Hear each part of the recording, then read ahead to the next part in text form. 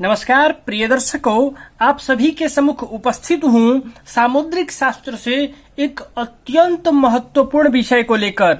आज हमारी चर्चा इस विषय पर होगी कि हथेली में किस स्थान से क्या विचार किया जाता है।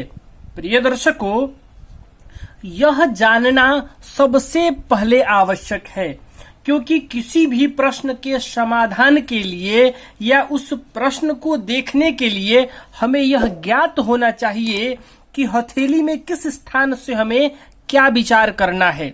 जैसा कि मान लीजिए आपसे कोई व्यवसाय से संबंधित अपना प्रश्न लेकर आता है और हथेली देखकर यह प्रश्न पूछता है, तो आपको यह ज्ञात होना चाहिए कि हथेली में हमें व्यवसाय से संबंधित प्रश्नों को कहां से देखना चाहिए, कहां से देखा जाता है।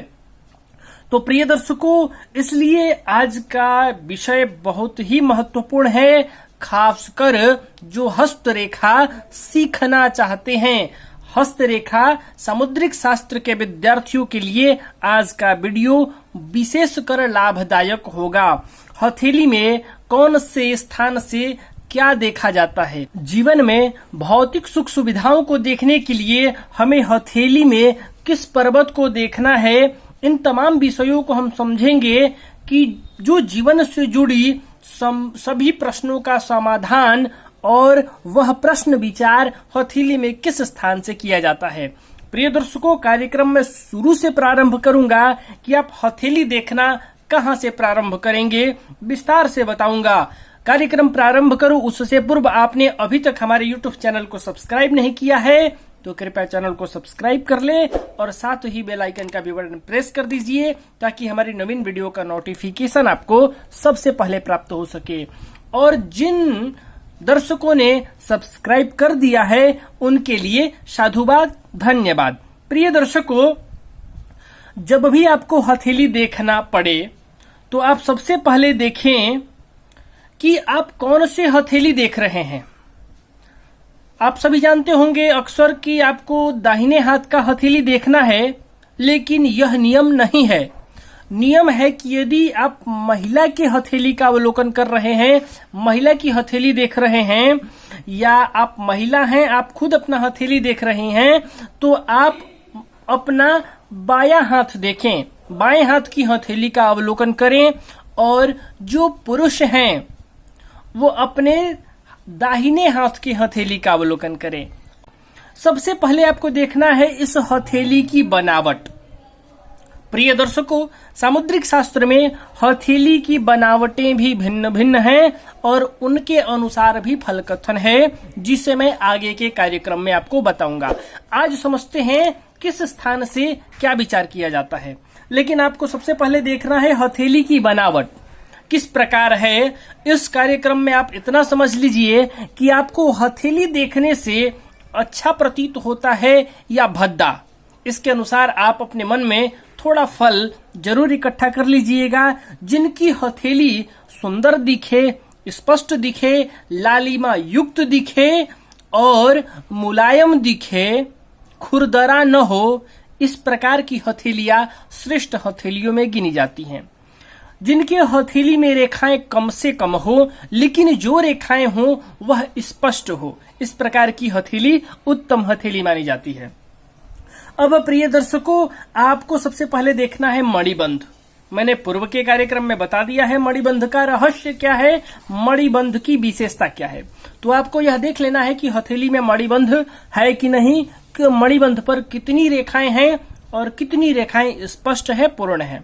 इसके बाद आपको हथेली में जीवन रेखा, मस्तिष्क रेखा और हृदय रेखा, ये तीन प्रधान प्रमुख रेखाएं हैं। इसके बाद इसमें भाग्य रेखा आदि भी है। उसके बाद गौड़ रेखाएं यानी छोटी रेखाएं आती हैं।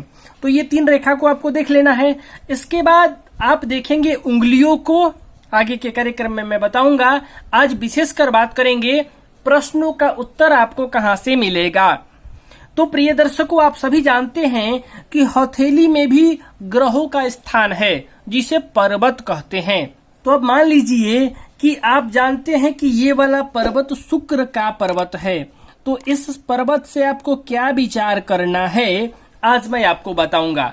इस पर्वत से आपको जो विचार करना है वही उसी से संबंधित यदि आपके पास कोई प्रश्न आता है तो उस प्रश्न का समाधान, उस प्रश्न का उत्तर आपको इसी पर्वत से मिलेगा।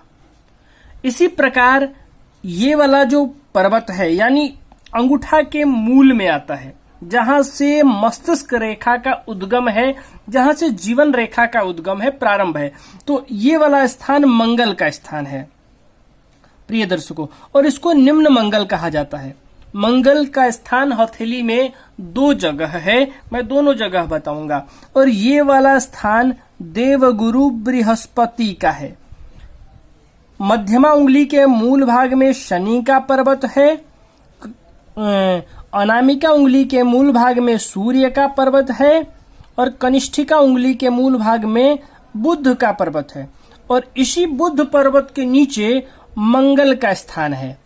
अब इस मंगल के स्थान को ऊर्ध्व मंगल कहा जाता है, और ऊर्ध्व मंगल के स्थान के नीचे यहाँ पर चंद्रमा का स्थान है, चंद्र पर्वत है, और हथेली के मध्य में राहु का स्थान है, और राहु से ठीक नीचे केतु का स्थान है। प्रिय दर्शकों, ये स्थान आपको याद रखना है कि अंगूठा, ये वाली उंगली अंगूठा है, अंगूठे के मूल में शुक्र देव का पर्वत है जो दैत्य गुरु हैं। दैत्य गुरु के पर्वत के ठीक ऊपर यानी जीवन रेखा का उद्गम स्थान जहां से है, मस्तिष्क रेखा जहां से प्रारंभ हो रही है, वहां पर निम्न मंगल का स्थान है। निम्न मंगल के ऊपर तर्जनी उंगली के मूल भाग में देवगुरु बृहस्पति का पर्वत है। मध्यमा उंगली ये वाली है, मध्यमा उंगली के मूल भाग में शनि देव का पर्वत है, और अनामिका उंगली के मूल भाग में सूर्य का पर्वत है। कनिष्ठिका उंगली के मूल भाग में बुध का पर्वत, और बुध पर्वत के नीचे ऊर्ध्व मंगल का स्थान, और ऊर्ध्व मंगल के स्थान के नीचे चंद्रदेव का पर्वत है। हथेली के ठीक मध्य भाग में राहु का स्थान है, और राहु से ठीक नीचे केतु का स्थान है। अब प्रिय दर्शकों, बात करते हैं ग्रहों के अनुसार इस स्थानों से क्या क्या विचार किया जाता है। उसमें सबसे पहले हम बात करते हैं शुक्रदेव के पर्वत की। इस पर्वत से आपको क्या विचार करना है, क्या देखना है। तो प्रिय दर्शकों, शुक्र हैं ऐश्वर्य के कारक, सांसारिक सुखों के कारक, भौतिक सुख सुविधाओं के कारक। तो तमाम वह प्रश्न जो सांसारिक सुख सुविधाओं से युक्त है वह यहां से देखी जाएगी। इसके साथ ही साथ भोग, विलास, ऐश्वर्य इत्यादि से संबंधित प्रश्न का भी विचार यहीं से होगा। इसके साथ शुक्रदेव यानी जो दैत्य गुरु हैं वो कलाओं से परिपूर्ण हैं, तो किसी भी कला से संबंधित विचार यहीं से होगा। सनानुभूति का विचार यहां से होगा, प्रणय का विचार यहां से होगा, और विशेषकर सांसारिक सुख सुविधाओं के कारक माने गए हैं शुक्रदेव, तो इन स्थानों से विचार होगा सांसारिक सुख सुविधाओं का। प्रिय दर्शकों, अब बात करते हैं निम्न मंगल के। निम्न मंगल और ऊर्ध्व मंगल 2 स्थान है। जब हम ऊर्ध्व मंगल के पास पहुंचेंगे तो उसके बारे में बताएंगे कि मंगल का जो विशेष प्रभाव है वो आपको यहां मिलेगा ऊर्ध्व मंगल पे। तो निम्न मंगल से क्या विचार किया जाता है, तो निम्न मंगल से जातक के क्रोध का विचार किया जाता है, जातक की हिंसा प्रवृत्ति का विचार किया जाता है, जातक कितना गुस्सैल है, जातक में हिंसात्मक प्रवृत्ति कितनी है, इसका विचार आपको यहां से करना है। इसके बाद देवगुरु का पर्वत है जो तर्जनी उंगली के मूल भाग में है। यहां से आपको धर्म, यश, मान, सम्मान, नेतृत्व करने की क्षमता, लीडरशिप क्वालिटी आपको यहां से देखना है। महत्वाकांक्षाएं का विचार, महत्वाकांक्षा कितनी है, इच्छा, अभिलाषा भी आप यहां से देख सकते हैं। और विशेषकर यहां अपना कार्य, जो ऐसा कार्य हो जो जातक के लिए खुद का हो, तो कुछ ऐसा कार्य जो व्यक्तिगत हो, विशेष केवल उसके लिए है, यानी जिसकी हथेली होगी उसके लिए। तो अपना कार्य, निज कार्य का विचार आपको यहीं से करना है। अब बात करते हैं शनि पर्वत से आपको क्या विचार करना है। तो प्रिय दर्शकों, शनि पर्वत से आपको चिंतन का विचार करना है, अध्ययन का विचार करना है, घृणा से संबंधित प्रश्नों का विचार करना है, अंधविश्वास से संबंधित प्रश्न, गंभीरता, निराशा और घुटन आदि से संबंधित प्रश्नों का विचार आप शनि पर्वत से करेंगे। सूर्य पर्वत से आपको क्या विचार करना है? तो सूर्य है यश मान पद प्रतिष्ठा के कारक, तो आपको यश मान सम्मान पद प्रतिष्ठा के साथ साथ प्रतिभा का विचार आप यहां से करेंगे, कला का विचार आप यहां से करेंगे, सफलता का विचार आप यहां से करेंगे, महानता का विचार आप यहां से करेंगे, तेज का विचार आप यहां से करेंगे, और सम्मान मैंने बता ही दिया, मान सम्मान से संबंधित प्रश्नों का विचार आप यहां से करेंगे। इसके बाद आप आ जाइए बुध पर्वत पर। प्रिय दर्शकों, बुध पर्वत से क्या विचार होता है?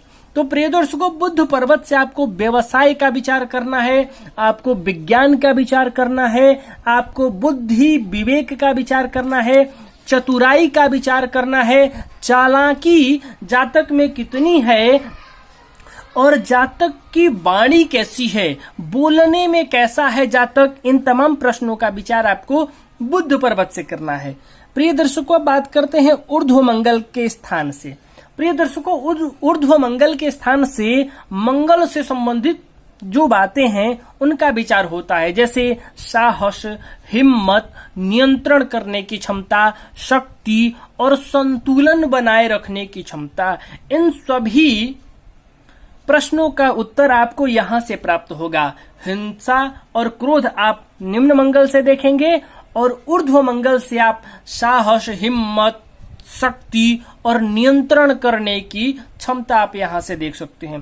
प्रिय दर्शकों, लीडरशिप क्वालिटी, नेतृत्व करने की क्षमता भी आप ऊर्ध्व मंगल से देख सकते हैं और देवगुरु बृहस्पति के पर्वत से भी देखा जाता है। प्रिय दर्शकों, चंद्रमा, ये जो चंद्र का पर्वत है, चंद्र के पर्वत से क्या विचार किया जाए?